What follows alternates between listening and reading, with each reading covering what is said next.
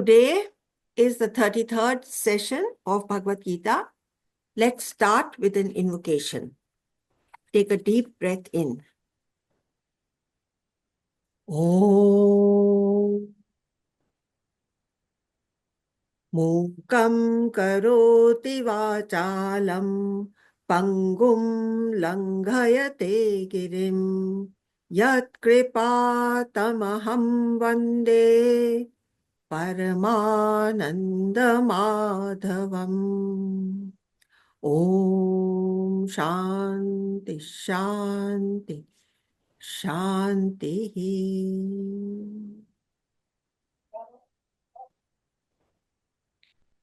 So we are on the 5th chapter, and here the question that is foremost in Arjun's mind is, what should I do at this juncture?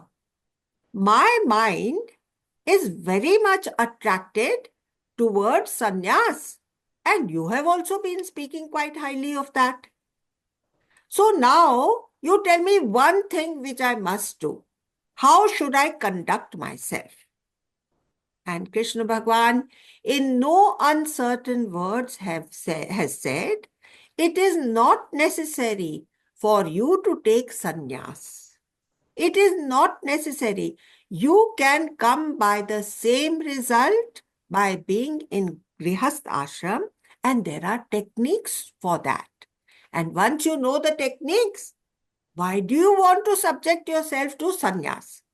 Now let us look at a hypothetical situation where Arjun has taken sannyas and is now walking towards, from Kurukshetra, he wants to go away to the Himalayas.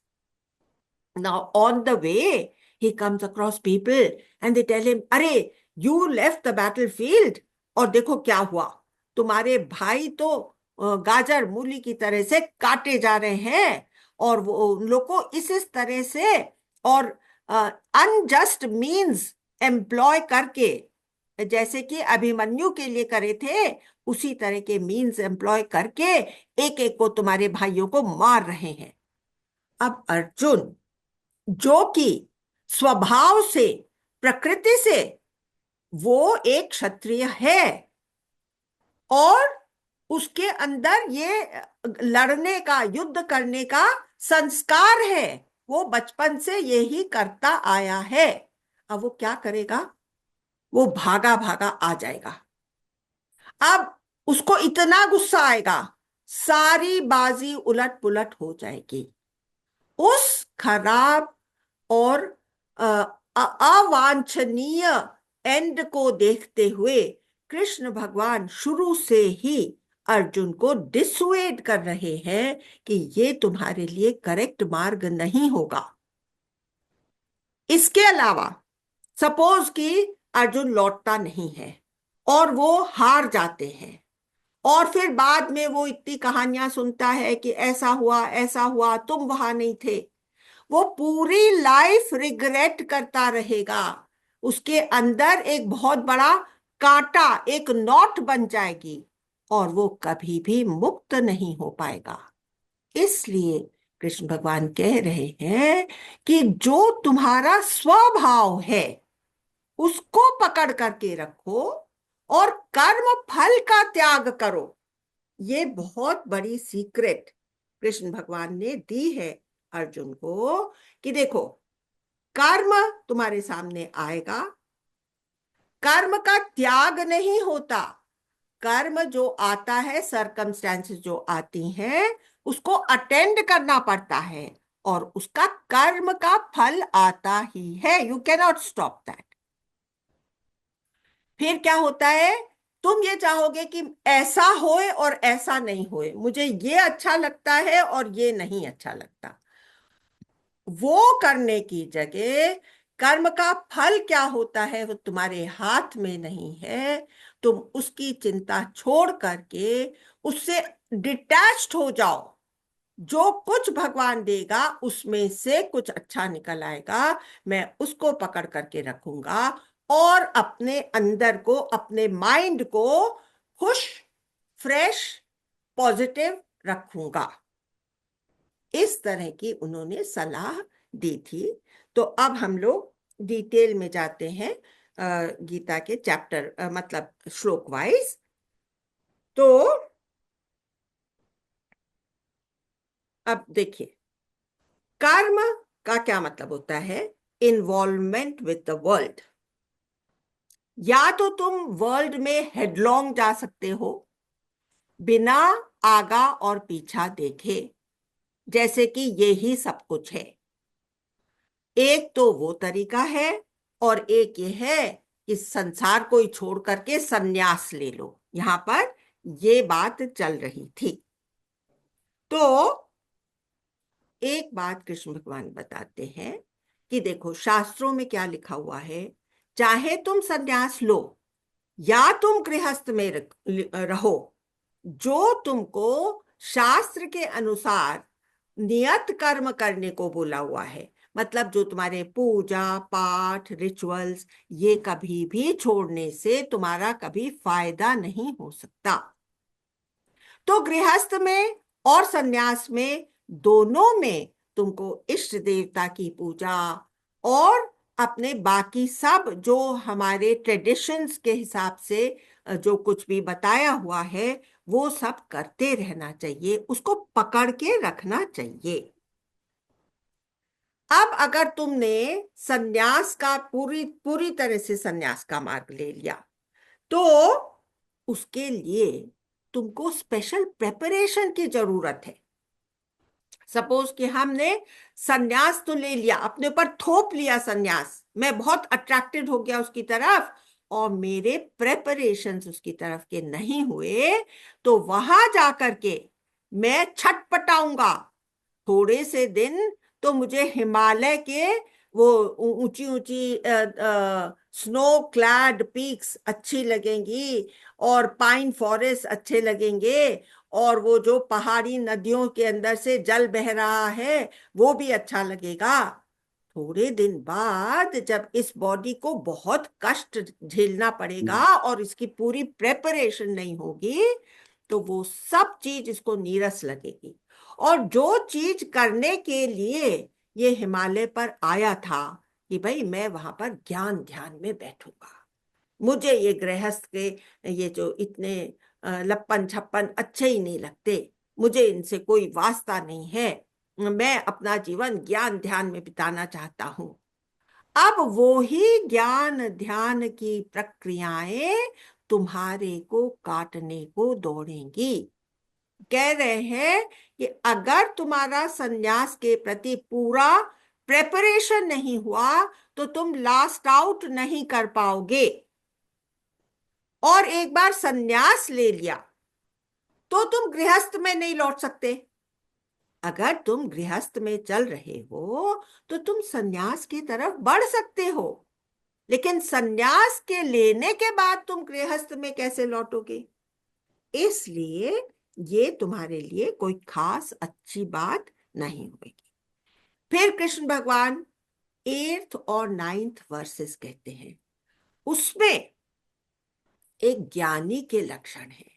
जब मेरा मन गृहस्थ में रहते हुए और वेदांत classes attend कर रहा हूँ, सब कर्तव्य कर्म निभाता हुआ, अपने इंद्रियों पर कंट्रोल रखता हुआ जब मैं ऐसे आगे बढ़ूंगा, तो मेरे अंदर जो शांति आएगी उससे मुझे दिखाई देने लगेगा, अरे सब इंद्रियां तो अपने आप से ऑटोमेटिक मोड में चल रही हैं, मैं तो ये सब में कुछ करता ही नहीं हूं। सारे बॉडी के फंक्शंस, सारे इंद्रियों के फंक्शंस ऑटोमेटिक पर है। तो मुझे अपनी असलियत को देखने का जब मौका मिलता है, तब मैं ज्ञान में ऊपर चढ़ता हूं। और 8th और 9th वर्ष में पूर्ण ज्ञानी के लक्षण बता दिए कि कुछ भी करते हुए उनको कभी भी ऐसा महसूस नहीं होता कि मैं कुछ कर रहा हूं। वो तो एक मूवी के स्क्रीन की तरह हो जाते हैं। मूवी के स्क्रीन पर सब कुछ चल रहा है, मैं उसमें पार्टिसिपेट, मैं एज स्क्रीन उसमें पार्टिसिपेट ही नहीं कर रहा। तब मैं फिर शरीर नहीं रहता। लेकिन वो स्टेट आने के पहले हम ये देखें आज हमारी क्या स्टेट है। हमको तो ये अच्छी तरह से मालूम है कि हम तो बॉडी है, हम मन है, हम करने वाले हैं। There is doership in me, है ना। As long as there is doership, भगवान कृष्ण 10वें वर्ष में कहते हैं, dedicate everything to the lord. This is the karma yoga की practice which will prepare you for sannyas also.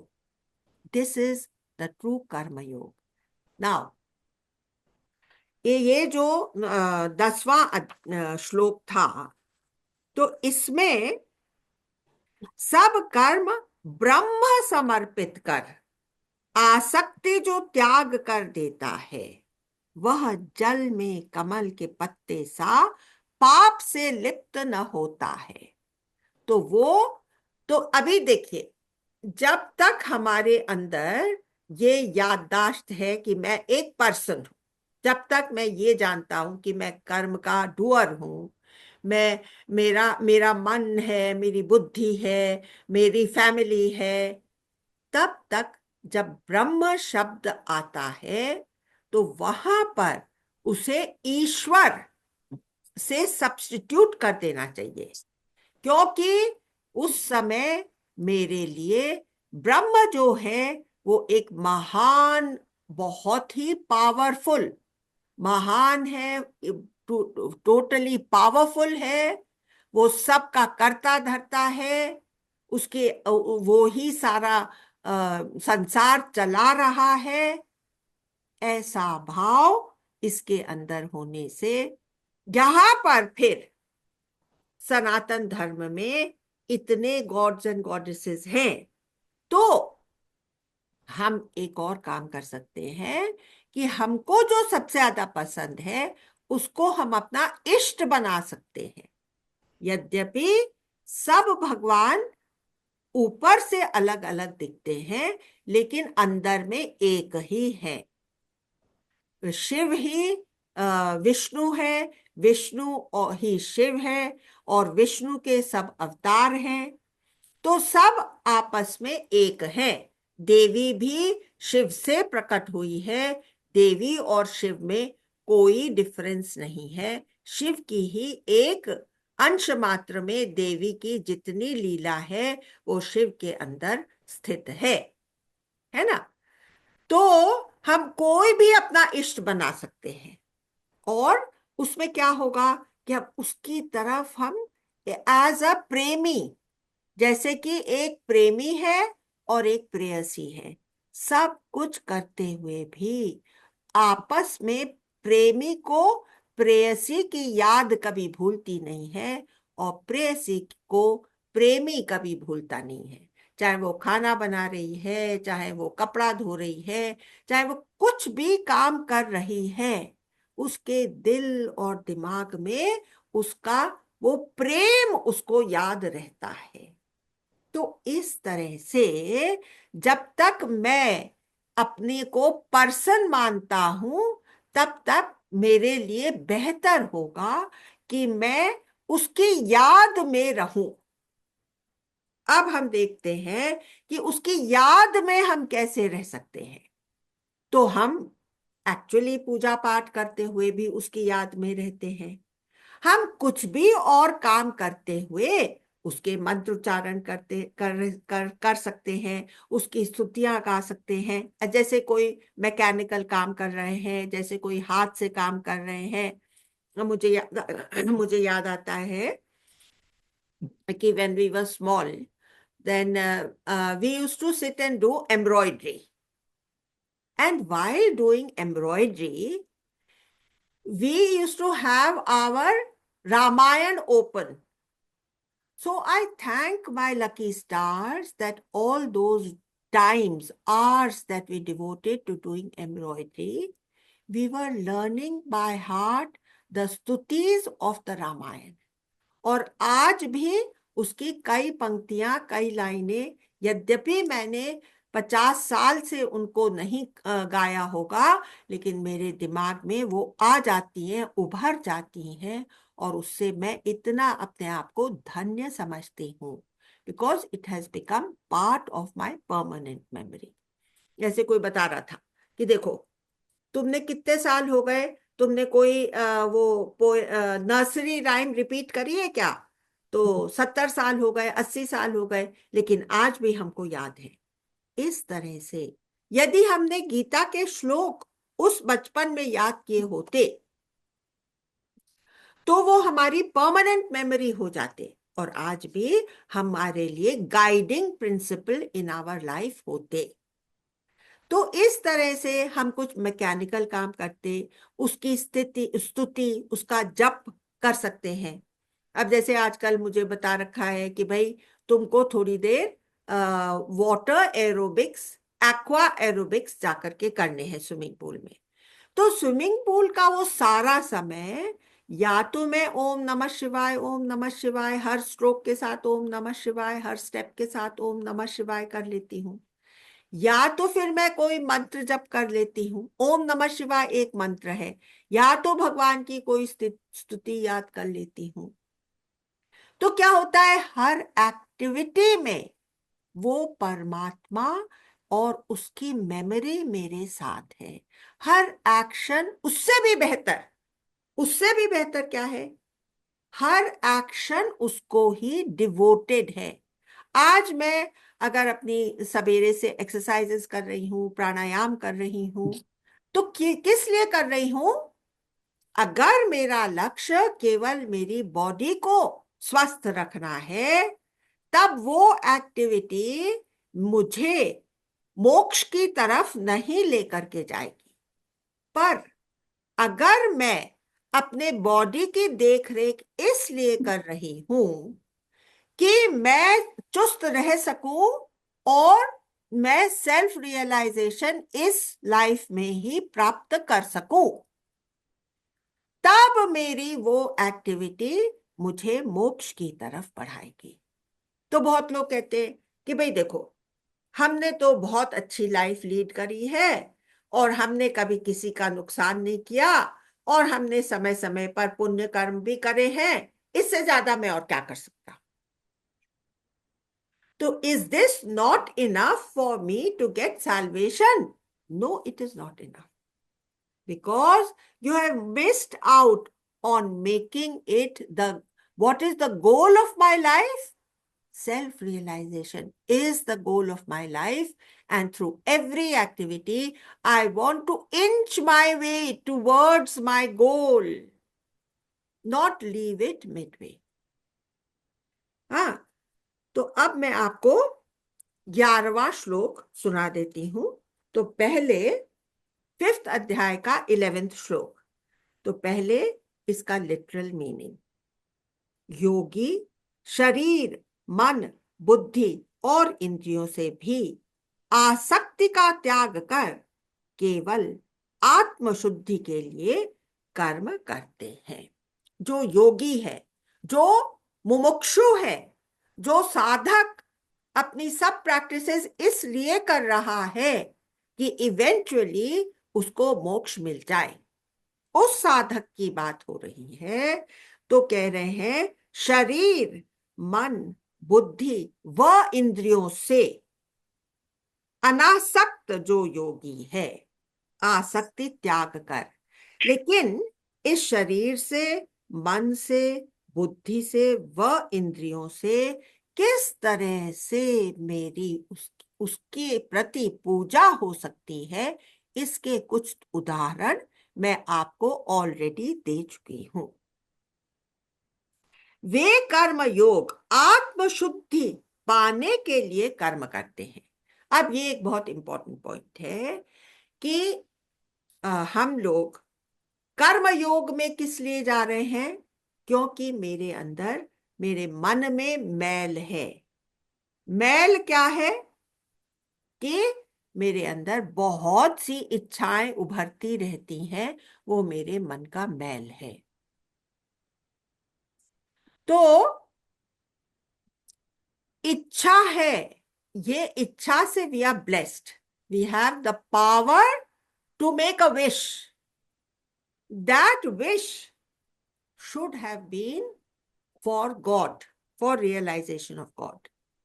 But I have allowed that Ichha Shakti to get scattered towards the materialistic world.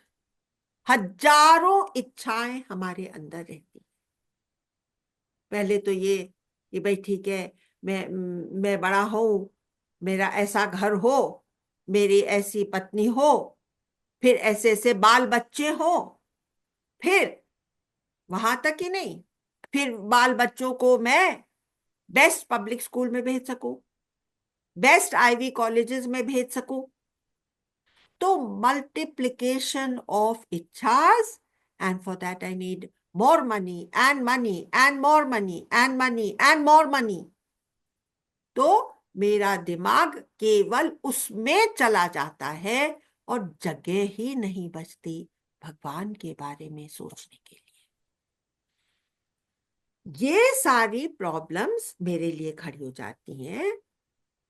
इनको reverse करने के लिए कर्म योग में आना है और अपनी हर एक्टिविटी को भगवान की तरफ डायरेक्ट कर देना है. तो शरीर से मैं कर सकता हूं. अब जो अभी मैंने कुछ बात करी कि ये करते हुए भगवान की स्तुति करना, और वो करते हुए मैं एक्चुअली पूजा पाठ करूं, या मैं उसकी जगह में एक और चीज कर सकता हूं.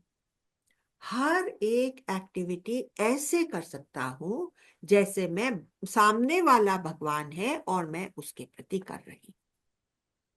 तो जैसे मैं जो कुछ भी बोलूं, तो इंद्रियां, तो हमारी टंग है, तो हम बोल सकते हैं उससे. तो हम सामने वाले से कैसे बोलें कि जैसे वो वहां पर साक्षात भगवान खड़ा हुआ है. तो अभी क्या हुआ कि जब मैं इस लेसन के लिए प्रिपेयर कर रही थी, तो सडनली मुझे मालूम पड़ा, मैंने एक अपने स्कूल में सब पेंटिंग्स बनाने के लिए एक आर्टिस्ट को बंबई से भेजा है. तो मुझे मालूम पड़ा कि वो उनका स्टूल डगमगा गया और वो थोड़ा गिर गए और उनको पीठ में चमक थोड़ा सा, मतलब वो आ गया, स्ट्रेच आ गया. तो अब क्योंकि मैं इस चीज के लिए तैयारी कर रही थी और ये थॉट मेरे अंदर फॉरमोस्ट था, तो मेरे अंदर कैसे शब्द निकले, कितने प्यार के, कितने उनको सहलाने वाले. तो वो बोलने लगे, नहीं नहीं जी, थोड़ी सी बात है. और मैं फिर भी अपना प्यार उड़ेले जा रही हूं उनके ऊपर. तो मैंने कहा कि देखो, इतनी सी देर ये तैयारी करने से मेरे अंदर इतना फर्क पड़ गया. तो यही चीज मैं आप लोग के साथ शेयर करूंगी, तो आप लोग के अंदर भी फर्क पड़ जाएगा. और आप लोग के अंदर कोई अपॉर्चुनिटी आएगी, तो उसी तरह से मरहम वाले शब्द निकलेंगे हर एक के प्रति, उसी तरह से प्रेम से भरे हुए शब्द निकलेंगे. तो इसका कितना बड़ा फायदा हुआ मालूम है. अब वो जी जान से लग गए कि वो काम पूरा करके ही वहां से उठेंगे. तो जब हम प्यार से बोलते हैं, राम भगवान को सब लोग किस लिए याद रखते हैं कि वो हर एक को ऐसे इंस्ट्रक्शंस देते थे कि सबका मन एकदम भर जाता था. There was no not forming in anybody's mind because of the way the person has spoken. और वो अपना सब कुछ न्यौछावर करने को तैयार हो जाता है. तो हर तरह से फायदा ही फायदा होता है जब हम अपने हर एक्शन, अपनी हर इंद्रियों को ऐसे इस्तेमाल करते हैं. तो देखूं तो किसको देख रहा हूं. तो कोई बच्चा है, बड़ा उद्दंडी है, लेकिन हर उद्दंडी बच्चे में कुछ ना कुछ सराहनीय होता है. तो हम उसकी सराहना कर दें तो वो बच्चा खुश हो जाता है, हमारा फ्रेंड बन जाता है, फिर हमारे रास्ते पर चलने को तैयार हो जाता है. आगे हम उसको दो बात बताएंगे तो वो भी सुनने को तैयार होएगा. हमारे सेवाधारी हैं, उनसे हम कैसे बात करें. हर एक चीज में हर एक्शन मेरा, हर चीज जो मैं करती हूं उसके अंदर मधुरता आ जाए। तो इसका मेरे ऊपर भी बहुत सबसे पहले तो फायदा होगा, क्योंकि मेरा अंतःकरण मधुर रहेगा और सामने वाले को भी बेहद उसका फायदा होगा। तो अभी देखिए, अगर मैं बुद्धि इस्तेमाल कर रही हूं, तो बुद्धि इस्तेमाल करते हुए मैं भगवान की स्तुति तो नहीं कर सकती। Suppose I am doing accounts, can I be doing a जप within my heart as I was doing while I was embroidering the clothes? No, I can't do that. तो what is the way out? तो accounts या कोई भी mental activity करने के पहले मैं उस कर्म को भगवान को डेडिकेट कर दूं। In the whole period, in the middle, I may remember God, कि भगवान तेरे लिए ये हो रहा है, तू इसके ऊपर नजर रख, ये ठीक सही सही तरह से हो जाए। At the end, I again remember God. So this is one way to dedicate every activity that I am doing to God. अब देखिए, मन का मैल इस तरह से हटा। अब एक और मन में प्रॉब्लम होती है, स्कैटर्ड माइंड। स्कैटर्ड, मल, विक्षेप और आवरण, तीन तरह के मेंटल मेंटल ऑब्स्टिकल्स होते हैं एक साधक के जीवन में। अब ये जो स्कैटर्ड माइंड है, इसको कैसे ठीक किया जाए, इसको लाइन पे कैसे लाएं? तो इसके लिए मुझे मेडिटेशन करना, उपासना शब्द क्या दिया है? उपासना, नॉट पूजा। अद्वैत वेदांत में उपासना को पूजा को उपासना कहते हैं, और उसके अंदर मनन, चिंतन और ध्यान भी सम्मिलित होते हैं इस शब्द उपासना में। तो उसमें मेडिटेशन करेंगे, अपने माइंड को फोकस करेंगे, अपने शरीर को स्टिल बैठना सिखाएंगे। स्टिल बैठने में ही शरीर विश्राम पाता है। आपने देखा होगा, बहुत से लोग कुर्सी पर बैठते हैं या टेबल के नीचे पैर फैलाते हैं और शेक शेक शेक शेक हर समय शेक शेक शेक करते रहते हैं। तो इसमें क्या होता है? ये एनर्जी स्पेंड होती है और टेंशन बिल्ड होता है। तो इस शरीर को स्थिर बैठना, शरीर की हलचल को खत्म करना, मेंटल एजिटेशन, जब जब हम मेडिटेशन में बैठते हैं, बार बार हम अपने अंदर वापस उसको लाते हैं। जहां कहीं भी थॉट्स ले जाते हैं, हम उसको वापस लाते हैं। तो मन सीख लेता है कि भाई ये तो मुझे कहीं दूर जाने ही नहीं देती, तो मैं क्यों जाऊं, मैं इधर ही रहता हूं। तो मन भी सीखने को तैयार होता है। तो स्कैटर्ड माइंड के लिए हमको राजयोग की प्रैक्टिस करनी है। अद्वैत वेदांत में तीनों चारों योगों का हमको सहारा लेकर के ही आगे बढ़ने को बोला है। भक्ति की भी जरूरत है, राजयोग की भी जरूरत है, और कर्मयोग की भी जरूरत है। अंडरस्टूड? तो और फिर जो थर्ड इसकी प्रॉब्लम है, ऑब्स्टिकल इसके माइंड में है, वो क्या है? कि आवरण, कि मुझे मेरी असलियत मालूम नहीं पड़ रही है, मैं असल में क्या हूं उसके ऊपर एक पर्दा आया हुआ है। वो मेरी पहली और फॉरमोस्ट अज्ञान, इग्नोरेंस, अविद्या है मेरे ऊपर छाई हुई। उसके लिए मुझे अवश्य ही ज्ञान सुनना पड़ेगा। ज्ञान क्या है? Only that which clears up the doubts of who I am. ब्रह्म विद्या, ब्रह्म विद्या के लेक्चर्स के प्रति अपने आप को एक्सपोज करना होगा। अब मैं आपको एक कहानी सुना देती हूँ।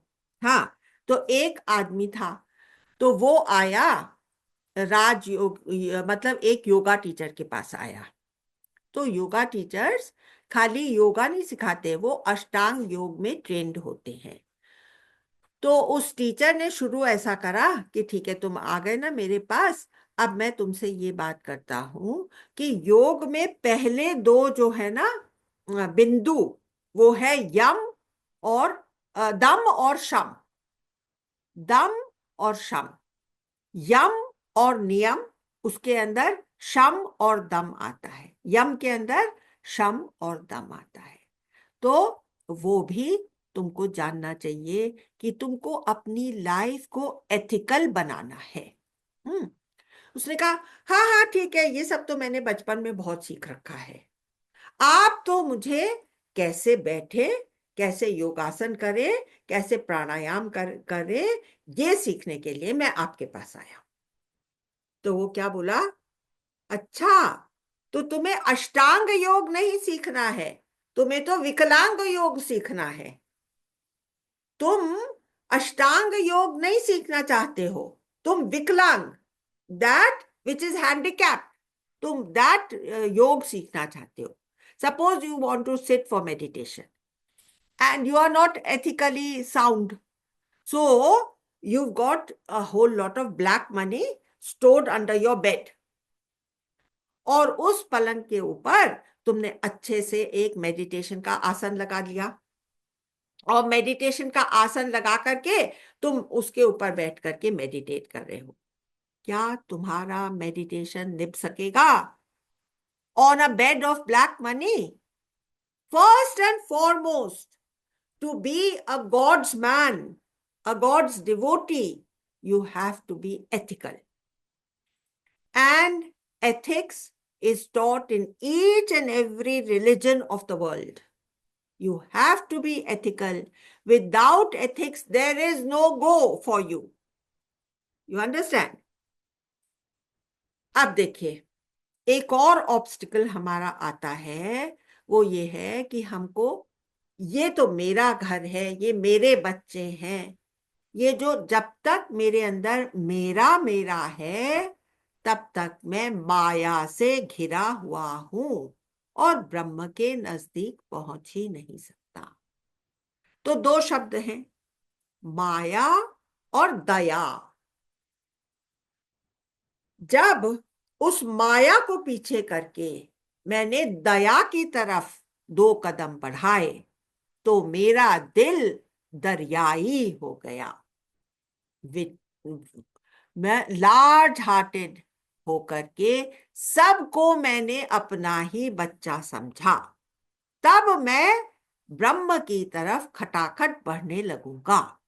जब तक मेरे अंदर ये माया के मैं, मेरा, ये मेरा है, ये पराया है, ये सब पड़ा हुआ है, तब तक मैं संसार में ही उलझा हुआ हूं, और मेरे लिए कोई मोक्ष का रास्ता खुल नहीं सकता।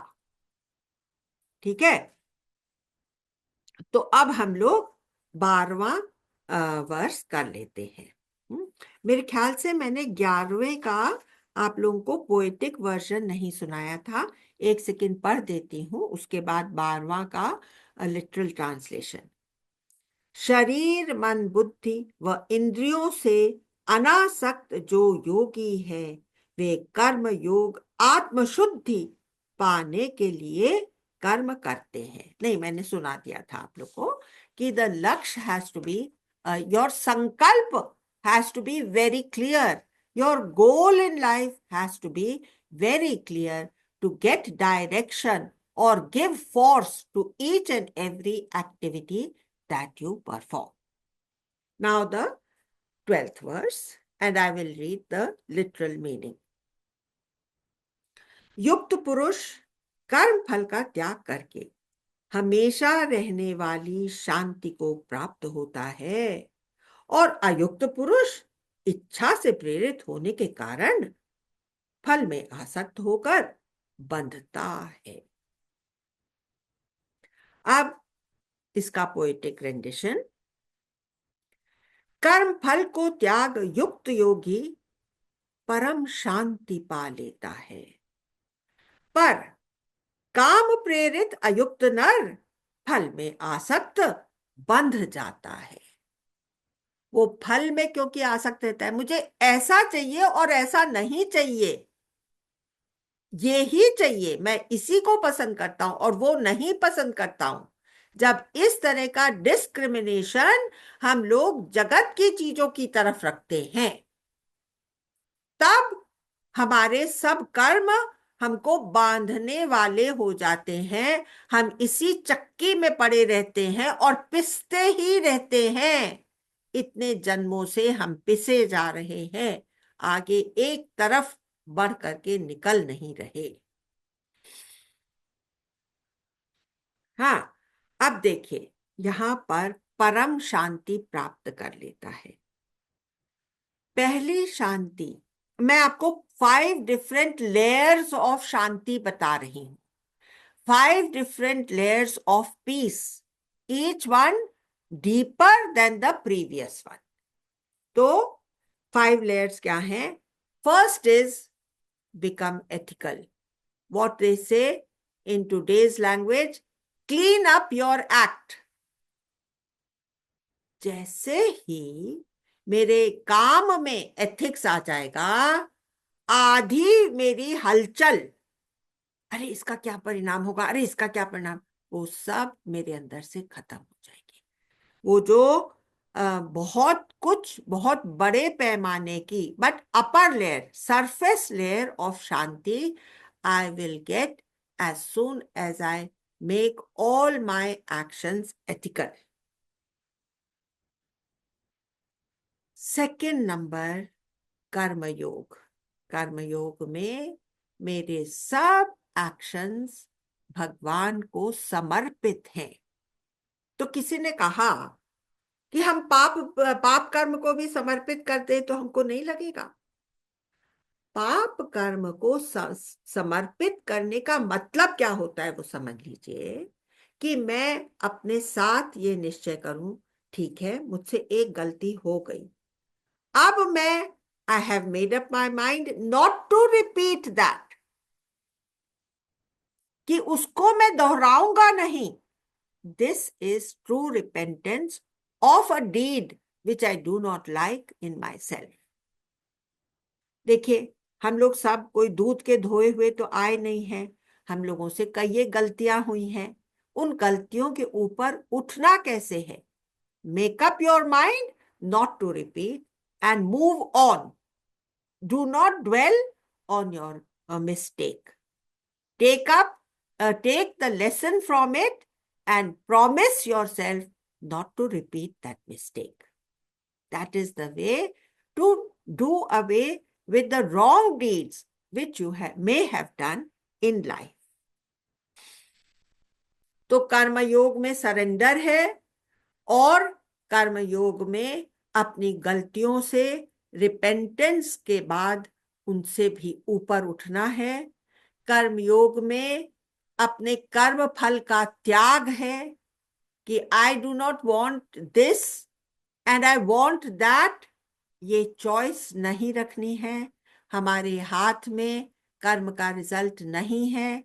जो भी आएगा हमारे पास, उसमें कुछ अच्छाई और कुछ बुराई होएगा।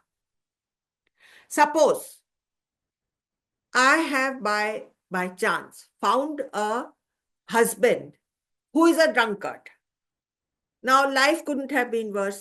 Now this person is a drunkard, he doesn't take care of anybody. Now what will happen? ये अंदर वाला इतना छटपटाएगा इस चक्कर से बाहर निकलने के लिए, ऐसा कदम उठाएगा, it will know its own power. It will try to make its ends meet by tapping into its own resources. तो इसका फायदा हो जाएगा कि नहीं? ये इसने देख लिया कि जीवन इस तरह से डिफिकल्टीज पैदा करता है, मैं इससे बाहर निकलता हूं। अभी मैंने अपना पावर जाना, मैं आगे चल करके भगवान की तरफ डेडिकेट होता हूं।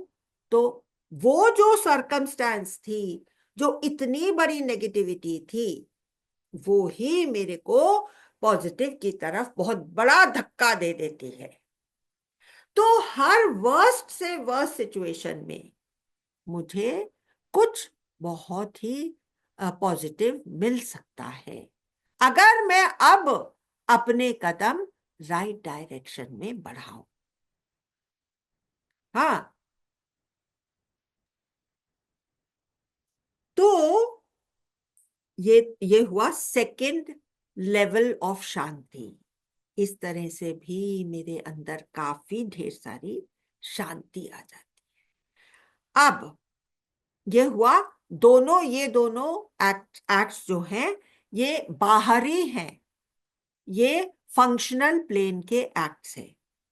अब मेरे इंटरनल थॉट्स, उसके ऊपर जब मैं काम करने लगती हूं, तब मुझे थर्ड लेयर ऑफ शांति मिलती है कि मेरा हर थॉट परमात्मा की तरफ हो, परमात्मा के लिए मेरा थॉट हो, मैं उसी के चिंतन मनन में रहूं।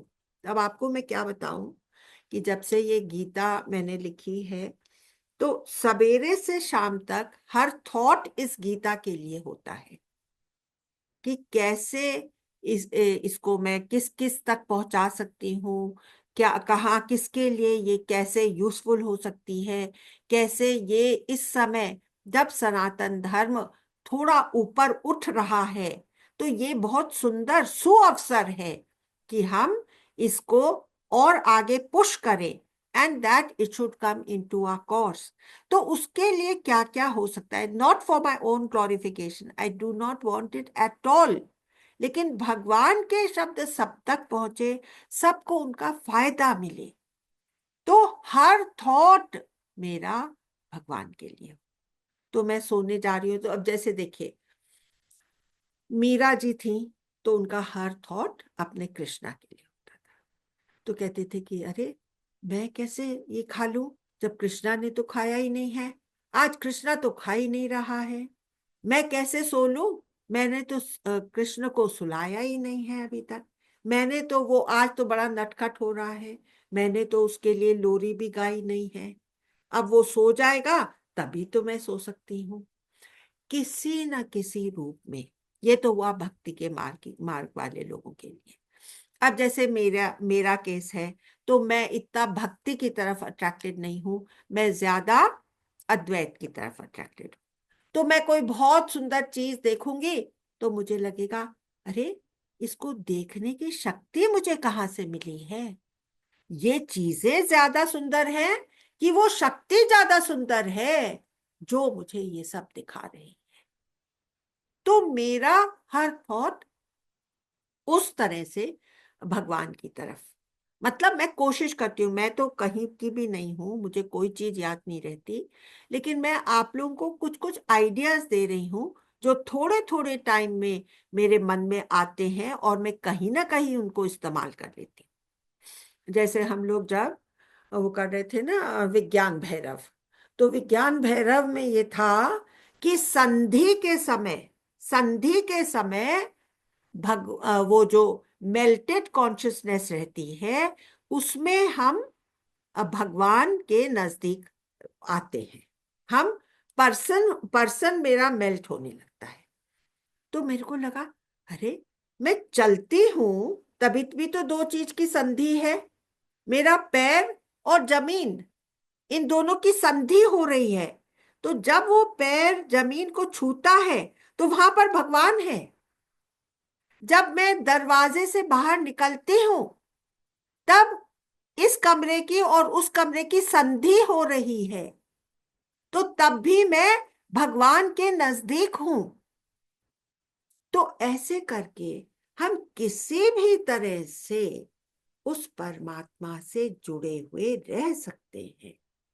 जब मेरे सब थॉट्स उसके हो जाए, जब मेरा हर एक्शन उसका हो जाए, तब मैं और ज्यादा थर्ड लेयर ऑफ शांति तक पहुंच जाती हूँ, क्योंकि भगवान के थॉट्स जितना मुझे शांत करते हैं, जगत का बेस्ट से बेस्ट थॉट उतना शांत मुझे कर ही नहीं सकता। भगवान के थॉट्स जितना मुझे खुश रख सकते हैं, उतना जगत का कोई भी थॉट मुझे रख नहीं सकता। क्योंकि हर जगत के, जैसे अब घर में देखिए शादी है, अरे बहुत अच्छी है, बहुत खुशी का समय है, लेकिन वो कितनी टेंशन लेकर के आता है। हर खुशी का मोमेंट जो जगत से कनेक्टेड है, वो साथ साथ में बहुत सी टेंशन लेकर के आता है। और भगवान का हर थॉट मेरे अंदर और रिलैक्सेशन लेकर के आता है। तो ये हुआ थर्ड लेवल ऑफ शांति। अब गुरुदेव ने हमें बता रखा है कि देखो, सवेरे शाम तुम मेडिटेशन में बैठो। तो क्यों ना मैं सब इमोशन छोड़ करके उस रियल शांति का अनुभव कर लूं, जो कि मुझे मेडिटेशन के थ्रू प्राप्त होता है। तो उस समय मेरा माइंड, उसके इमोशंस, उसके फीलिंग्स, वो सब मुझसे दूर रहते हैं। कोई यर्निंग नहीं है, कोई एक्सपेक्टेशन नहीं है, कोई गोइंग टूवर्ड्स मोक्ष नहीं है। Everything is quite, peaceful, tranquil. I have allowed myself to dip and marinate into the tranquility of God. ये हुआ फोर्थ लेवल ऑफ पीस। और फिर उस मेडिटेशन को में जो इस शांति को जानने वाला है, जो मेरा चैतन्य है, जो मेरे अंदर अवेयरनेस है, जो मेरे अंदर ब्रह्म तत्व है, उससे एकाकार हो जाना परम शांति को दिलाने वाला है। उसके साथ एक हो जाना, उस ब्रह्म तत्व के साथ एक हो जाना, ये है फिफ्थ लेयर ऑफ ट्रैंक्विलिटी और peace that we can move towards और ट्राई टू अटेन। ओके,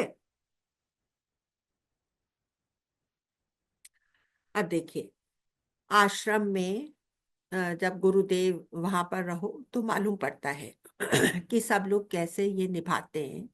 तो सब कर्म जो है ना, वो जितने भी वहां भैया लोग हैं, दीदी लोग हैं, वो सब गुरुदेव के लिए सब कुछ करते हैं। तो गुरुदेव ने कहा एक फलाने को कि आज तुम सिक्योरिटी का हेड बन जाओ। कल को गुरुदेव ने उसको उस पोस्ट से हटा करके कहा कि तुम गौओं का गौशाला देखो, गौशाला को संभालो। जी मुझे तो कुछ आता ही नहीं है गौओं के बारे में, मैं कैसे संभालूंगा? नहीं नहीं, तुम सब कर लोगे, तुम करके तो देखो। अब उसके अंदर शांति बनी। गुरुदेव ने कहा है, गुरुदेव ही करवा देंगे। अब वो इतना कुशल हो गया है कोई ये अपने गौशाला को संभालने में। सारी गौएं उसकी अपनी हो गई हैं। उसके आते ही वो लोग भाग भाग करके आती हैं और उसको चाटने लगती हैं। अपना प्यार गौएं उसके ऊपर लुटाती हैं। वो उनके साथ एकदम रम करके एक हो गया। अब मुझे थोड़ी मालूम था कि गुरुदेव ने जब कहा कि 9वां और अध्याय और 12वें अध्याय का तुम ये ट्रांसलेशन कर दो, मुझे थोड़ी मालूम था कि वो मुझे गीता में इस कदर डुबाने वाले हैं। अब मैं इससे एक हो गई हूं। मुझे किसी को कुछ मालूम नहीं होता। हम लोग सब गुरुदेव के लिए काम कर रहे हैं, तो मन में शांति बनी रहती है। पहले दिन से मुझे मालूम होता, अरे मुझे तो इतना बड़ा काम करना है, तो मेरे अंदर कितनी उथल पुथल होती। अब तो मुझे मालूम ही नहीं कर पड़ा, सब काम गुरुदेव ने अपने आप कर दिया। मैं कौन होती हूँ करने वाली, है ना? और मुझे यह भी मालूम नहीं था कि इसका रिजल्ट क्या होगा। अभी भी मालूम नहीं है कि ये जो गीता की किताब पुस्तक बन रही है, इसका एक्चुअली आउटकम क्या होगा, इसका रिजल्ट क्या होगा। क्योंकि there is no hankering after the result, there is total peace. कुछ फर्क ही नहीं पड़ता। गुरुदेव की गीता है, वो जो कुछ करे इसके साथ में, है ना। अब देखिए, एक और तरीका है। योगी लोग बहुत बहुत तरह के तरीके अपनाते हैं अपने आप को टोटल शांति में रखने के लिए। एक साधु है, वो पेड़ के नीचे रहते हैं। तो उनकी एक पॉलिसी है, 0-0 पॉलिसी। दिन शुरू हो तो उनके पास 0 सामान हो, और दिन खत्म हो तो वैसे ही 0 सामान के साथ खत्म। तो वो क्योंकि इतने पहुंचे हुए हैं और इतने त्यागी हैं और इतने और सब भी उनमें गुण आ गए होंगे, तो सब लोग आते हैं उनके पास में, और फिर उनके ऊपर चढ़ावा चढ़ाते हैं, बहुत सी चीजें देते हैं उनको, और वो सब उनके पेड़ के पास में जमा होती रहती है। लेकिन उनकी पॉलिसी क्या है? 0-0 पॉलिसी। शाम ढलते उनके कई एक जो फॉलोअर्स हैं, उनका काम ही ये है कि दिन भर में जो कुछ जमा हुआ है वो सब जरूरतमंद लोगों को जा करके बांट दो। तो जब वो सोते हैं तो ऐसी बढ़िया नींद सोते हैं। 0 पॉलिसी, कुछ भी आज का बाकी न रहे, इस तरह की 0 पॉलिसी। तो देखिए, एक गृहस्थ तो इस तरह से 0 पॉलिसी रख नहीं सकता, उसको तो रेनी डे के लिए भी सेव करना है। लेकिन सारी फैमिली भगवान को समर्पित कर दी, बच्चे सब भगवान के हैं, ये उनको मैं मेरे बच्चे नहीं हैं जिनको मैं लुक आफ्टर कर रहा हूं, भगवान ही उस रूप में है जो कि मुझसे कुछ भी करवा रहे हैं और मैं उनके लिए कर रहा हूं। इस तरह से आज 10 घर हैं, कोई कोई अमीर लोग होते हैं, उनके एक ही घर नहीं होता, उनके इधर भी घर है, उधर भी घर है, उधर भी घर है, लेकिन सब घर किसके हैं? भगवान के घर हैं। भगवान के काम में आए, जैसा जैसा भगवान चाहे उनको यूज करे। तो इसको किसी को भी जो ऐसा अमीर है जिसके पास कई एक ठिकाने हैं, उनको कोई टेंशन नहीं होता। तो गृहस्थ में रह करके इस तरह से अपनी सब पोजेशन से मुक्त होना, ये ज्यादा बड़ा सन्यास है बनिस्बत की सन्यास लेना। तो स्वामी जी कह रहे थे कि जब वो स्टूडेंट्स को लेक्चर देते हैं तो वो उनको ये नहीं कहते give up your ego, give up your ego. अरे पहले कुछ हो तो तब तो गिव अप करें। किस चीज का ईगो होएगा? जो आज समझ लीजिए कि एक कोई गांव में स्कूल है, उसमें सब गरीब बच्चे आते हैं, तो उनको किस चीज का ईगो होगा? उनको क्या कहना है कि भाई गिव अप योर ईगो? पहले उनको बताना है lead an ethical life, develop your character, do this do that. इस तरह की बातें हमको करनी है उनसे, हर एक को समझ करके क्या हमको उसके सामने बोलना है, उस तरह की हमको बातें करनी है। तो अब देखिए, ये जो है केवल भगवान के विचार में, जब पूरा एक धारा बह रही है मेरी कि मुझे हर समय भगवान का विचार है, तो वो धारा बह रही है, वो बहती हुई धारा के अंदर मैं ऑलरेडी भगवान से जुड़ी हुई हूं, तो मेरे अंदर यर्निंग नहीं है, मैं तो भगवान से जुड़ी हुई हूं। राधा जो है वो अपने मन की यर्निंग है, और जब वो राधा धारा बन जाती है, जब भगवान में ही मन लगा हुआ रहता है, तब जो हुगली गंगा सागर में बह रही है, वो धारा के सहारे वो गंगोत्री पहुंच जाती है।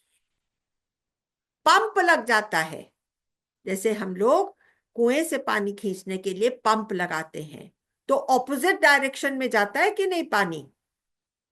नीचे का पानी ऊपर उठने लगता है। जब हमारी धारा बहती है भगवान के प्रति, तब हम ऊपर की तरफ जाने लगते हैं। हम पर्सनहुड से को त्याग करके अपने असल स्वरूप की तरफ जाने लगते हैं। ये हुआ गंगा सागर की हुगली, गंगोत्री वापस चलने लगती। आप समझे? और एक और बात आपको बता दूं, जो भी आंसू भगवान के लिए बहते हैं, जब जब आंसू भगवान के लिए बहते हैं, वो और परम शांति लेकर के आते हैं, वो और हमको पवित्र करते हैं। जब जब हमारे आंसू भगवान के लिए बहे, तो इतना जरूरी है ये। मेरे साथ में, मैंने आप लोगों को पहले ही बताया कि मुझे इतना भक्ति की तरफ मेरा झुकाव नहीं है। तो मेरा आंसू कब बहा, जो आज तक मुझे याद है, कम से कम 30 साल हो गए। वो एक दिन याद है, जब हम लोग बैंकॉक गए थे, तो हम लोग बुद्ध भगवान के मंदिर देखने को गए थे। तो बुद्ध भगवान के मंदिर में जो बुद्ध भगवान की मूर्ति थी, तो यहाँ पर ब्रह्मरंध्र से उनकी एक शिखा निकल रही थी। तो मुझे ये लगा कि ये उनके बालों की सज्जा नहीं है, ये तो उनके अंदर की कुंडलिनी राइज होकर के ब्रह्मरंध्र से बाहर निकल रही है। तो इतना, मतलब इतनी श्रद्धा से भर गया ये कि आंसू निकलने लग गए। फिर उसके साथ आंसू कब निकले, किस चीज के लिए निकले, कि अरे बुद्ध भगवान ने तो प्राप्त कर लिया, वो तो एनलाइटेंड हो गए, लेकिन उससे मेरा क्या फायदा हुआ? मैं कब एनलाइटेंड हो जाऊंगी? कब मेरी ऊर्जा उसी तरह से ब्रह्मरंध्र से निकले? और हम लोग 9 बजे या 10 बजे उस मंदिर में गए, और 12 बजे तक मेरा रोना बंद नहीं हुआ। तो माय हस्बैंड इज सेइंग कि भाई, what are you doing, why are you crying? Now stop this crying. I said, don't ask me to stop the crying, because this is what is making me move towards God. तो मेरे tears इस तरह से निकले। और एक बार और मेरे टीयर्स निकले थे। आप लोग को याद है, जो वो अपने, क्या नाम, अलका जलान जी ने वो एक पूजा कराई थी ना, वो जो जो अम, सरस्वती वंदना के साथ में उन्होंने वो पूजा कराई थी, जिसमें गायत्री मंत्र की पूजा थी। तो उस दिन मुझे सपने में गुरुदेव के चरण दिखे, और एक कमल के ऊपर, आई मीन साक्षात, मुझे लग रहा है, इतने मुझे आज तक वो सपना याद है, इतने रियल थे वो गुरुदेव के चरण। और मैं कह रही हूँ, अरे गुरुदेव हैं यहाँ पर, और मैं इनकी पूजा कैसे करूं, मेरे पास तो कोई सामग्री नहीं है। तो मेरे सांस ही इतने मीठे, इतने मध्यम चले, कि गुरुदेव के चरणों के पास मेरे भाव पुष्प लेकर के वो उनके पैरों को सहलाए। ये मेरे पास तो और कुछ है ही नहीं देने, किस चीज से मैं पूजा करूं? तो उस दिन मेरे आंसू निकले थे ये भगवान को लेकर के। All tears shed for God will purify you and bring you a lot of shanti eventually. Any one kadam, any one step taken towards God brings you into a state of peace and tranquility. तो ये मैंने आपको 5 layers of peace बता दिया।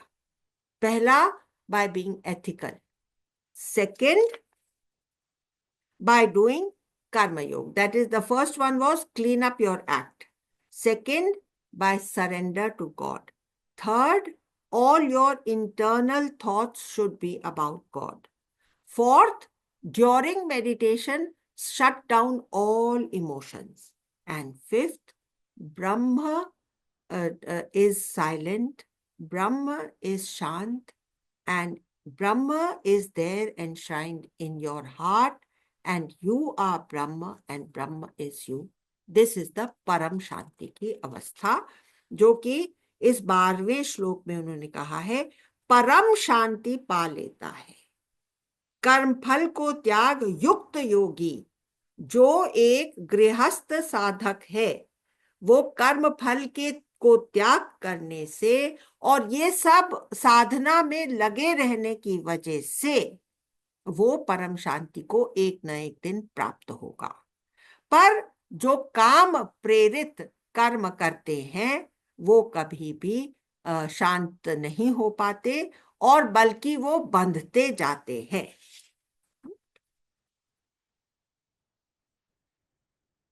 अब हम लोग 13th श्लोक कर देते हैं। 13th श्लोक है, अपनी प्रकृति को वश कर जो मन से समस्त कर्मों का त्याग कर देता है, वह न कर्म करता है और न करवाता है, तथा नव द्वारों वाले शरीर में सुख से रहता है। अब जिसको वो शांति मिल गई है, वो कहाँ सुख से रहता है? नव द्वारों वाले शरीर में वो आराम से, वो उसके अंदर में विश्रांति आ जाती है। तो 13th का पोएटिक रेंडिशन, अपनी आत्मा को वश करके देही जब मन से कर्म त्यागे, वह न कर्म करे न करवाए, नवद्वार शरीर में सुख पाए। न कर्म करे न करवाए मतलब उसको ये मालूम है कि वो खुद कुछ नहीं कर रहा, जो इंद्रियां है वो ऑटोमेटिक मोड पर है, सब कर्म भगवान की प्रेरणा से अपने आप हो रहे हैं। और ऐसे सोच करके वो ये 9 द्वारों वाले शरीर, 9 द्वार कौन से हैं? Who is going to tell me what are the 9 द्वार्स? Padmajit ji, you will be able to say? हाँ, यस। Yes, please. हमारा शरीर जिसके 9 द्वार हैं, 5 इंद्रियां, कर्म इंद्रियां, 5 ज्ञानेंद्रियां, नहीं, ये तो और ऑलरेडी 10 हो गए ना जित जी। अच्छा, तो 9 द्वार तो जो 9 एक द्वार, एक दो दो आंखें, आंख, दो दो आंख, कान, दो दो नाक, दो कान, कान, दो एक नाक, मुंह, 6 हो गया। गुहा, मुंह और एक मुंह मुंह और और गुय हाँ, और नीचे के 2, और नीचे के। वो है तो दो। ये हो गए 9 द्वार। ये द्वार हैं, ये छेद हैं। जैसे देखिए ये हाँ, क्यों छेद कहे हैं? जब इसकी जीवात्मा वो मरने के समय में बाहर निकलती है, तो इन्हीं छेदों में से एक में से वो बाहर निकलती है। तो या तो हम नीचे के छेदों से निकल सकते हैं, है ना, या तो हम मुंह से निकल सकते हैं, या तो हम आंख अगर बंद आँख है, से। मुंह भी बंद है, तो क्या मालूम कान से निकले हो या सांस के द्वारा वो जीवात्मा बाहर निकली हो। और जो बहुत बड़े योगी धर्मात्मा होते हैं, उनका उनका ब्रह्म रंध्र ब्रह्मरंध्र से। फट जाता है, थोड़ा सा भी छेद हो जाता है, तो वहां से निकल जाते हैं। तो ये हुआ 9 द्वार वाला शरीर। ये ब्रह्मरंध्र, ये यहाँ पर एक सॉफ्ट स्पॉट होता है ना, जब बच्चा पैदा होता है, यहाँ पर एक सॉफ्ट स्पॉट होता है, वो 3-4 महीने तक थोड़ा खुला ही रहता है। क्यों खुला रहता है? वो जीवात्मा यहाँ से प्रवेश हुआ है और वो देखता है ये सब, ये जो है शरीर, ये ठीक ठाक है कि नहीं है, इसके जिस वातावरण में ये रह रहा है, यहाँ मुझे ग्रो करने का मौका मिलेगा कि नहीं, नहीं तो मैं बाहर चला जाता हूँ। परमात्मा ने ये प्रोविजन रखा है कि अगर उसको फील होए कि यहाँ पर उसका नहीं दाल गलेगी, जिस काम के लिए आया है वो नहीं पूरा हो पाएगा, तो वो बाहर जा सके। Can you imagine the meticulous detail with which this rachana has been done by that Paramatma? उसके ध्यान में नहीं रहेंगे तो और किसके ध्यान में रहेंगे? किसी न किसी तरह से उसको ही याद करना है, उसको अपने दिल में बसा लेना है। जैसे कि एक प्रेयसी अपने प्रेमी को भूल ही नहीं पाती, वो कुछ भी करती रहे, वैसे। ठीक है।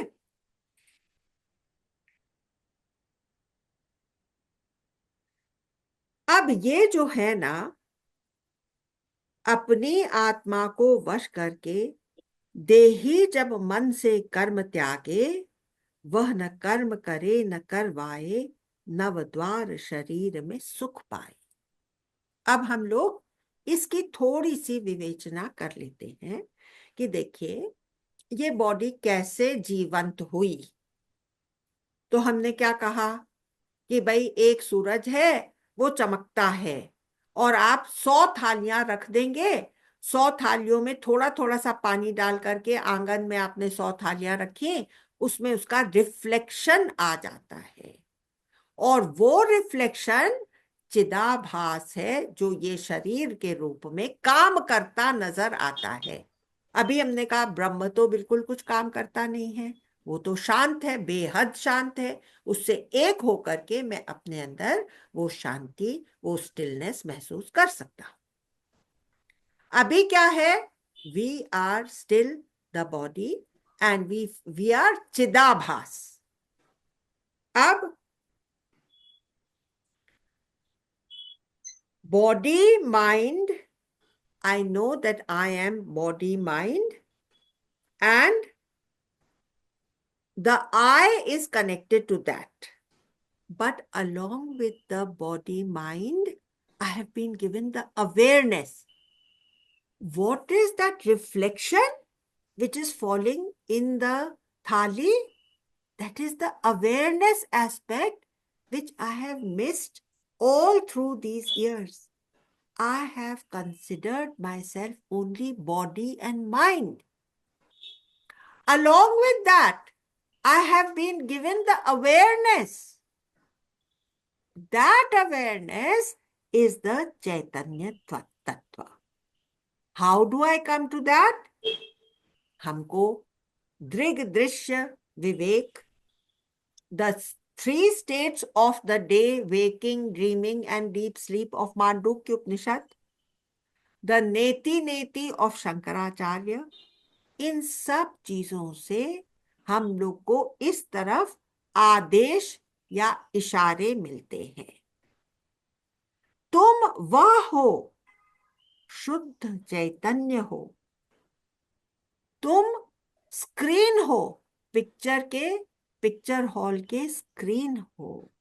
ये स्क्रीन भूल गया था कि मैं तो स्क्रीन हूं, और उसने एक पात्र में, वो जो मूवी चल रही थी उसके एक पात्र को समझ रखा था कि मैं तो ये हूं।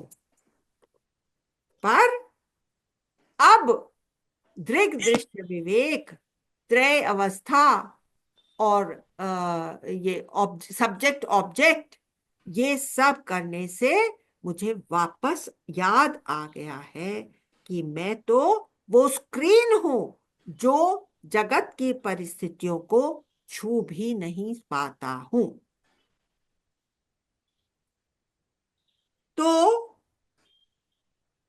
ये अगर स्क्रीन के ऊपर वो जो पात्र जिसके साथ उस स्क्रीन ने अपने आप को आइडेंटिफाई कर रखा था, वो जब बीमार पड़ता है तब ये रोता है, जब वो मरता है तब बाकी सब लोग भी रोते हैं। ऐसा इन सब चीजों से ऊपर उठने के लिए ब्रह्म विद्या का ज्ञान है, जो हमको इन सब चीजों से, कॉमेडी चल रही है, ट्रेजेडी चल रही है लाइफ में, कुछ भी मुझे टच ही नहीं कर सकता।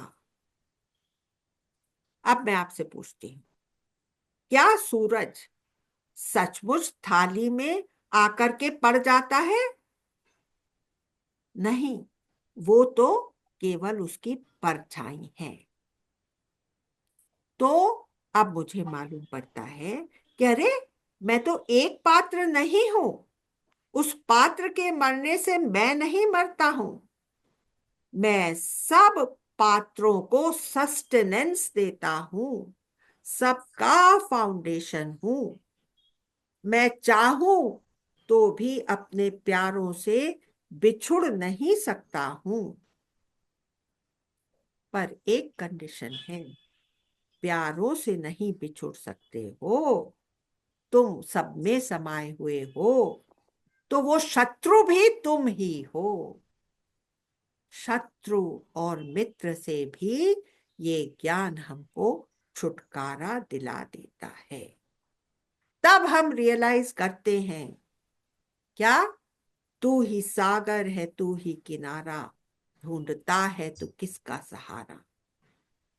जाति क्या वर्ण क्या तू भुला दे, स्वार्थ रंजित इरादे हटा दे। देख बदला हुआ है नजारा, ढूंढता है तू किसका सहारा। अब हम लोग 14वां श्लोक कर लेते हैं। तो 14 और 15 हम लोग एक साथ कर लेते हैं। पहले 14वां श्लोक का लिटरल ट्रांसलेशन। प्रभु न तो मनुष्य के कर्तापन को, न कर्मों को और न कर्म फल संयोग को रचते हैं, किंतु सब अपने स्वभाव से ही प्रवृत्त रहते हैं। और फिर उसका नेक्स्ट श्लोक है, परमेश्वर न किसी के पाप को और न ही शुभ कर्म को ग्रहण करते हैं, क्योंकि अज्ञान के द्वारा ज्ञान ढका हुआ है, उसी से सब प्राणी मोहित है। तो ये दोनों एकदम आपस में कनेक्टेड हैं।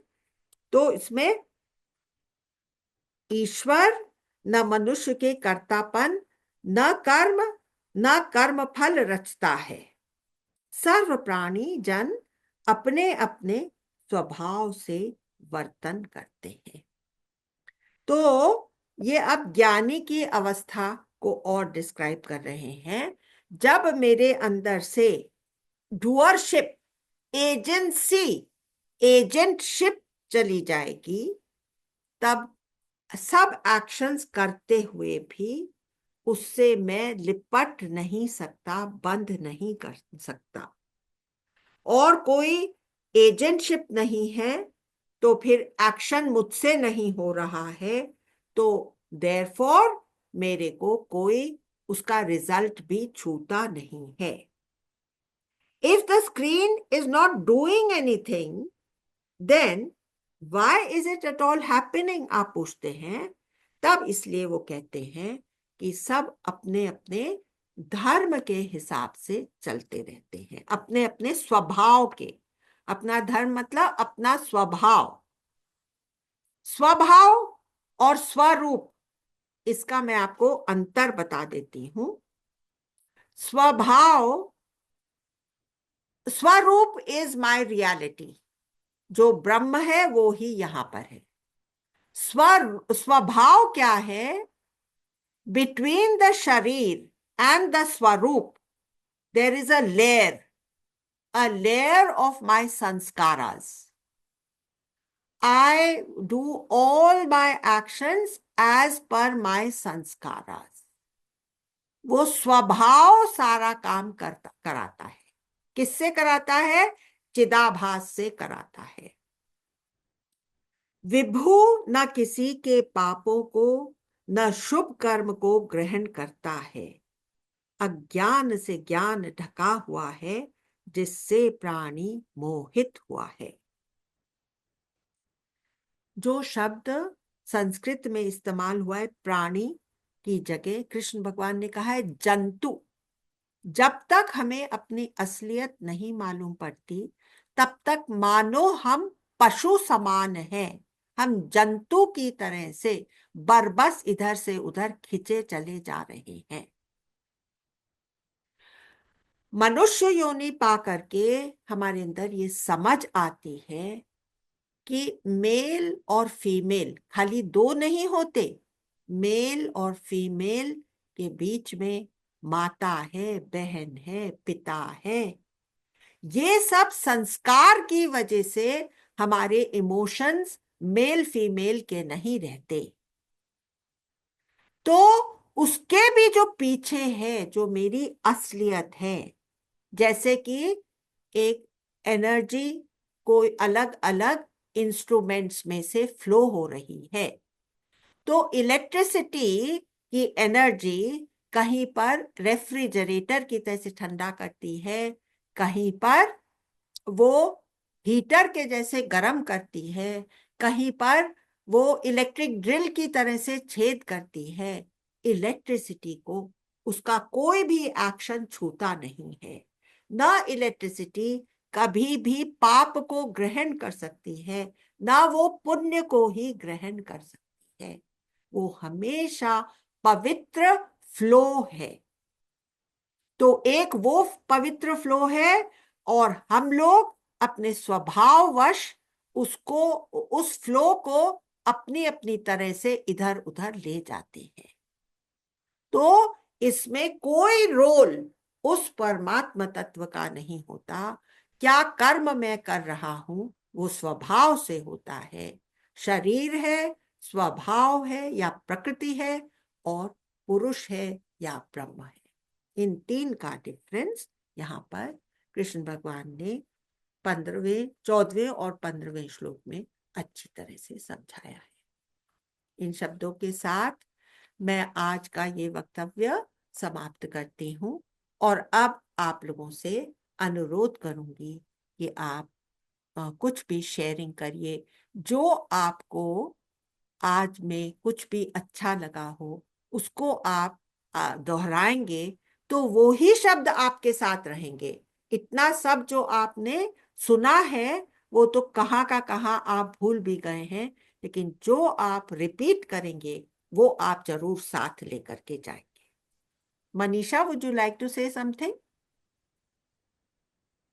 ये समला जी, आपने बीच में एक बहुत ही फीलिंग के साथ एक पॉइंट आउट, आपका वो पॉइंटर मुझे अच्छा लगा कि जिसने हमें ये शरीर दिया है जो टेक्निकली इतना एडवांस है, और छोटी छोटी बातों में हम आश्चर्यचकित रह जाते हैं कि कैसे हमारे शरीर में हो। तो हाँ, उसे हमें इस तरीके से याद रखना है जैसे कि प्रेयसी अपने प्रिय को याद रखती है। हाँ, इतना वो अपने अंदर बस जाना चाहिए कि जिसने हमें इतना ये बनाया हुआ है, तो उसे हम भूले नहीं, हर बार वो हमारे साथ रहे। और अभी हाँ, अभी जो आपने लास्ट पॉइंट में बताया कि स्वभाव की डेफिनेशन थी वो, कि शरीर और मन के बीच में एक जो लेयर लेयर है, संस्कारों की लेयर है, उसे हम स्वभाव कहते हैं। हाँ, ये राइट, दो वेरी गुड, पॉइंट्स मुझे अच्छे वेरी लगे। Very beautiful, very nice Manisha. Thank Yes, Richi, you have unmuted yourself. Yes, मेरे को एक तो ये शांति का जो तूने 5 प्रकार बताया, ये हाँ, मैंने बहुत अच्छा लगा कि इस प्रकार से 5 रूप से हम शांति को ग्रहण कर सकते हैं। हाँ, और उनको किस प्रकार हम परमात्मा से जुड़े। जो संधि का तुमने बताया कि हाँ, संधि काल, तो वो हाँ, हर क्षण हम उस संधि को कुछ भी कर्म करते हुए भी, मैं जो तुमने बताया दरवाजा पार कर रहे हैं, ये कर रहे हैं, पग धरती को छू रहे हैं, तो हाँ, ये सब में भी हम परमात्मा को याद करें, वही संधि काल हमारे सामने आ जाता है अगर हम उस पॉइंट को ध्यान में रखें। हाँ, तो ये मेरे को बहुत अच्छा लगा। और हाँ, दूसरा तुमने बताया कि कर्तापन और कर्म फल। हाँ, तो इसमें हमारा कोई एक्चुअल में, अगर हम कर्तापन को भूल जाएं तो कर्म फल में भी हमारा कोई रोल नहीं रहता। हाँ, और रामायण में भी भगवान राम ने बताया है, लक्ष्मण जी ने एक्चुअली निषाद राज को बताया है हाँ, कि कहु न काऊ सुख दुख कर दाता, निज हाँ, कृत कर्म भोगिए भ्राता। हाँ, तो ये मतलब अपने ही कर्मों को हम स्वयं भोगते हैं, पर हाँ, अगर हम उसमें से कर्तापन निकाल दें तो हाँ, हमें फिर कर्म फल नहीं भोगना पड़ेगा। तो हमको कर्म फल। बहुत सुंदर, बहुत ही ज्यादा सुंदर। Yes, who else would like to share? That is, हाँ, I'm remembering this 0-0 policy of the yogis, हाँ, because so I'm so prone to collecting a lot of things because we are afraid as grahastas for our future. We हाँ, tend to accumulate so much, and हाँ, then there is a lot of anxiety. हाँ, But this 0-0 policy, we can at least try and keep it in mind. So hmm, if we have to give up on some things, we will be more at peace if we yes, think of the yogis and how yes, the yes, Lord will take care of all their needs. yes, yes, yes, absolutely. 0-0 is sounding so beautiful. and to have so much faith that he will take care of me, whatever comes, he will take care. And as Grihast, just dedicate everything to him, because as Grihast, you cannot have the 0-0. It's only a sannyasi who can have the 0-0 policy. But if everything belongs to him, and in every way he is only coming, and you're dealing only with him, then also you are free of everything. है ना? Yes, Sheila ji, you want to say हाँ something? तो yes, मिठास वाणी में मिठास होने से मुझे लगता है कि we create peace for ourselves and others, and थोड़ी सी बात, थोड़ी थोड़ी विचारों में भी मिठास आ सकती है. हाँ, आपकी वाणी की मिठास का मुझे लगा कि थोड़ा सा डे टू डे लाइफ में हमको प्रैक्टिस करनी चाहिए. हाँ, डे टू डे लाइफ में जब हम उसको यूज करने लगते हैं, और ये जो हर एक चीज में जो मिठास हमारे अंदर होती है, जब हम परमात्मा के दर्शन करते हुए उससे डील करते हैं, तब सबसे पहले हमको ही बेनिफिट होता है. हाँ हमको अपने अंदर की डिविनिटी महसूस होने लगती बिल्कुल. है ना? Very beautiful. पिछली बार जो हाँ. आपने 3 शब्द यूज किए थे, प्रमा, प्रमेय और प्रमाता, हाँ, ये भागवत जी का एक बहुत अच्छा श्लोक है, मुझे श्लोक नहीं याद आ रहा. उसमें यही है कि प्रमा की वृत्ति से हाँ, अगर प्रमेय हम्म, प्रमाता प्रमेय की ओर बढ़ता है तो हाँ, उसको लक्ष्य प्राप्ति होती है. हाँ, प्रमाता, प्रमा की वृत्ति से हाँ, प्रमाता प्रमेय की ओर बढ़ता है हाँ. तो प्रमेय लक्ष्य मतलब जो प्राप्त, जो जो वांछनीय है उसकी हम्म तरफ बढ़ता है. प्रमाता मतलब the subject, when he subject moves जो towards जान that knowledge. हाँ जो जानने वाला है हाँ, जो वो जानने वाला प्रमा की है वो वृत्ति जब से नॉलेज की तरफ बढ़ता और वो है. ज्ञान की तरफ बढ़ता है. हाँ, प्रमेय वो ज्ञान है, हाँ, प्रमेय ज्ञान का लक्ष्य है हमारा. ज्ञान का लक्ष्य है हमारा. ये लक्ष्य होना बहुत जरूरी है. हम्म बहुत से लोग कहते हैं हमने तो अच्छा जीवन जिया है, क्या ये पर्याप्त नहीं है? आई हैव पास थ्रू हाँ, ये डिफिकल्टी. 90% लोगों का यही रहता है. हाँ, पर हाँ, वो थोड़ा सा और अगर बढ़े तो वो जरा बहुत सा जल्दी और चेंज और कर दे, हाँ उसका बस टेक्सचर अपने जीवन का जरा सा चेंज कर दे. बस जरा सा. खैर वो जाने, उनका जाने, हम तो अपना जाने और अपना तो करें कम से कम. Absolutely, absolutely. So, with these words, we close today's meeting and we will meet next Tuesday. Thank you very much. Thank you, Amla ji. Thank you. Thank you. Thank you. Thank you.